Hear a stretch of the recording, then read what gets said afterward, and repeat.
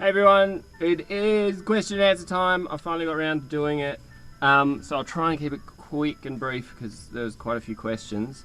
I'll start with the obvious first ones. Why do I play open-handed? So I'm left-handed, and when I first started, I had like 1 or 2 lessons, and my very first teacher was like, I don't have to swap all this kit around, just do this. And I was like, yeah, okay, fine, because I was just a kid. And so basically started like that.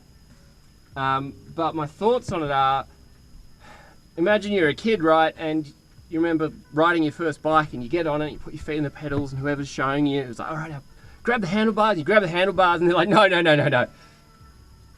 Now you're ready to ride. It's like, what? Doesn't make any sense, like doing that. You're getting in your way and you're closing everything up. So I've never been interested in going, oh, maybe I should switch it all around to a full lefty kit and play closed-handed, because it just doesn't make sense. The other reason I do a right-handed kit is when you're on tour or you're doing a festival and there's 20 bands and using all the same kit. If there's a left-hander on that bill and they switch the whole kit round, there goes 20 minutes, and then the person who's coming after them has to switch it all the way back. There goes 20 minutes, and there's already enough hassles with touring and live stuff, let alone rebuilding a kit from the ground up and switching it all around to left-handed. So right-handed, and the only thing I do is instead of having the ride here, it sits over here. So I've got room here for splashes and stuff, and you know, just opens it up. I did think about putting another ride here. I just haven't got around to it yet, so one day I might fill this space with something interesting. The other question was, why do I hang my cymbals? So in the studio, it's about eliminating buzz and noise and stuff. So as you can see, this is a rack, so everything is on the rack, and everything you hit vibrates. So if you have it this way, the weight of the cymbal sits on here, and the vibrations go down into this, into all of this, right? So when you have them hanging, all the vibrations just go into the felt underneath. So it just eliminates buzz and rattles and hums a bit in all the hardware. And I've just got little cable ties on the threads tied up underneath the wing nut just to keep them up. So that's why I do that. I haven't got around to doing the chinas, but I have extra felts under there just to minimize some of it. And I also don't, with the clamps and stuff, I don't really tweak them. Like this one, I can move it around. So you just have them resting, you just have them light. As long as they don't rattle, that's the main thing. Pedal settings. So I am an Axis endorser. I don't know, I'm signed with Axis. I have been since 2009, the same as Sonar. So Axis longboards, VDL driver, which is this little thing here, all the way back. So it's super sensitive. So you move it and it's like, woo, off it goes. Spring tension, 41 turns of the wing nut from 0. So I loose them all the way back to there, line them up, 41 full turns, and then I lock it up the top there. That way it's identical across the board. And if I have other pedals that I use, other Axis pedals, I can just dial in the settings exactly. And I'm running Axis E kits for the triggers. What I do with them to set them, I will put my foot on the bass drum so it's down, and then I will loosen the E kit off and adjust it so it's just touching with the bass drum. So I'm changing the adjustments and settings every couple of weeks. I will check them, put the foot on, make sure, and line them up again, because they do slip a bit and they do move, and I don't like to over tighten them because I've heard of them breaking. These, I think these ones I've had since 2009, so they're the same E-kits. I've never broken anything.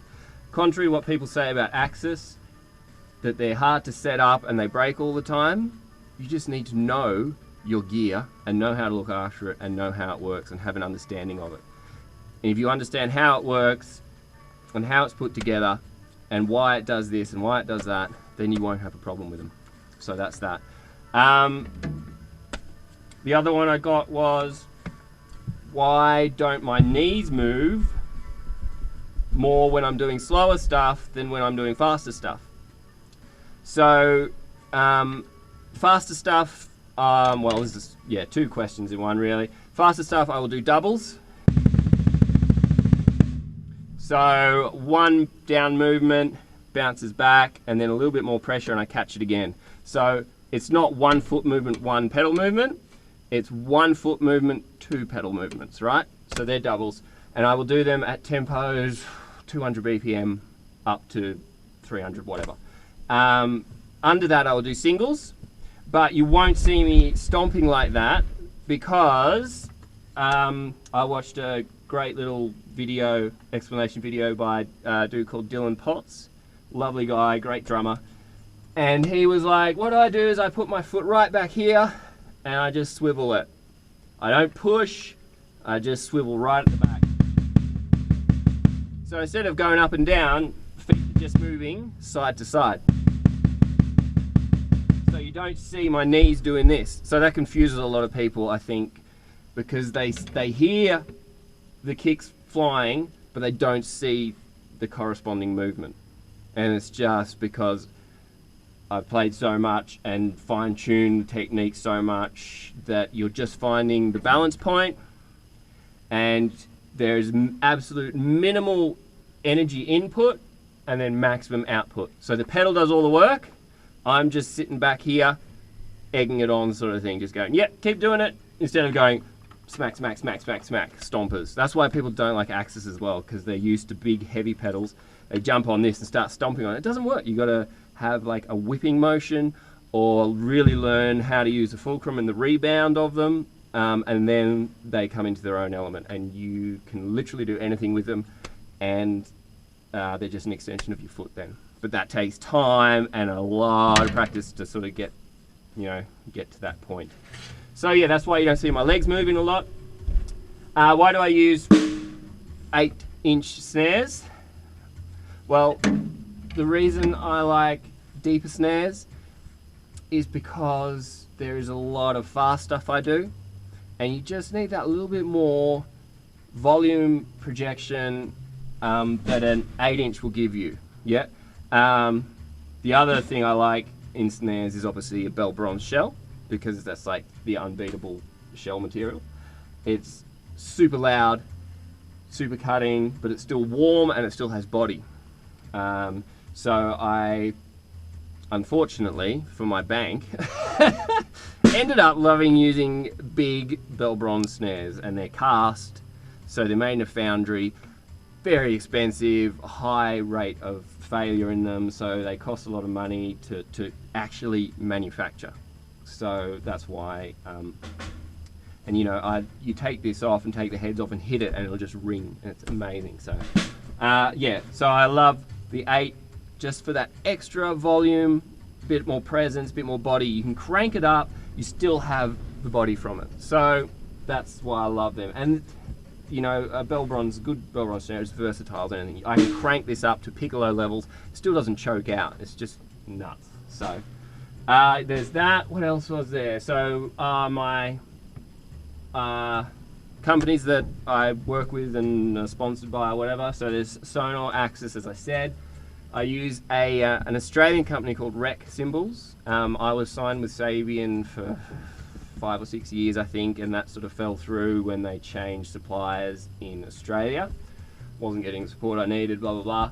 So I went to Josh from REC Cymbals, and he was absolutely amazing. When I started, he had just had Chinese models, and then he went to Turkey and got really top-of-the-line stuff made, and it is beautiful. So really happy with them, and I've been using them for a couple of years now. And it's just the support. It's not so much the gear, it's as much as it is the awesome people behind the company that you can call up and say, hey man, I just busted this, or I'm going to be here, do I need this and this? And he's just like, yeah man, no worries, sort it out, on it.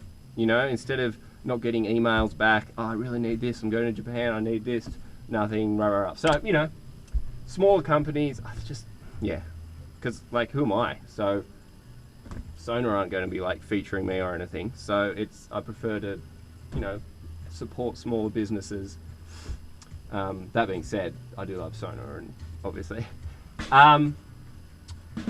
What do I lead with? Because I'm left-handed. When I'm doing a blast, what hand starts what foot starts what? All right, so this is a real mess, and I didn't even start thinking about it until people started asking me. And I'm like, yeah, what do I do? So if I'm doing doubles, if I'm doing singles, single double kick, I will lead with my right. If I'm doing doubles, I will lead with my left. If I'm doing doubles and singles, I will lead with my right hand and my left foot. All right, so when I'm doing those fills around, you know, 16th notes and following 16th notes with the feet, I am syncing up my right hand with my left foot, yeah? So it really splits your brain up. But I think it's really good to use both sides of your body at the same time like that. It keeps things interesting and a challenge. So yeah, so left foot for doubles leading, right for singles. And another thing I do with blast beats, and people have been asking, they're like, you're starting the blast with your snare, but then your feet are the anchor. So what I've been doing for years, when I was listening back to stuff I was tracking, I'm like, starting with the bass drum was kind of starting with a lower note, and I didn't like that. It was kind of like a da da da da da da da. I wanted to start a blast beat with a bang. So what I do is I go, so I start on the end of 4 with the snare, and that gives the blast a bang. So it's like 1, 2, 3, 4. So the feet still do the, obviously they're the downbeat and the snare's the upbeat, but I just start it with a whack before the blast beat starts. And that just gives it a real, like, I've started a blast beat thing, instead of going, you go. Took ages to get it right, because swapping from leading the first hit with your hand and then trying to get your feet to lead is it was a complete mind fuck, and it took me ages to figure it out. I just have to do it really slow and stuff. But now it's just second nature, I don't even think about it. But if you see me start a blast, smack, da, da, da, da, da, da, da. That's what gives it that punch.